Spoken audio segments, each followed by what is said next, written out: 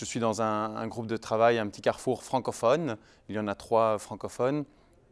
Et donc l'ambiance est assez détendue aussi, chacun prend la parole de manière libre. Il y a aussi des experts et des auditeurs, un couple d'auditeurs qui est présent.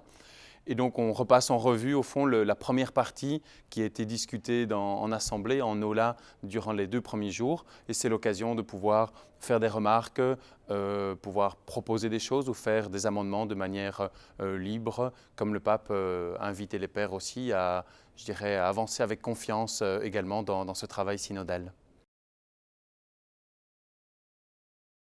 Donc dans la première partie, ce sont les défis qui regardent la famille aujourd'hui, donc avec le contexte socio-culturel, anthropologique. Donc c'est vrai que c'est des questions un peu plus de fond et de société.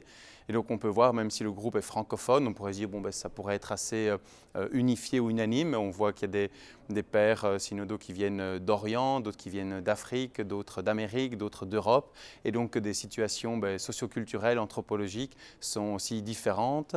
Et c'est ça qui fait la richesse également de ces différents groupes, de pouvoir aussi, pour les pères, avoir une parole qui n'est pas seulement en fonction de ce qu'ils connaissent ou de leur réalité propre, mais qui fasse aussi droit à ce que les autres pays, les autres évêques apportent aussi comme expérience de leur propre pays, de leur propre diocèse.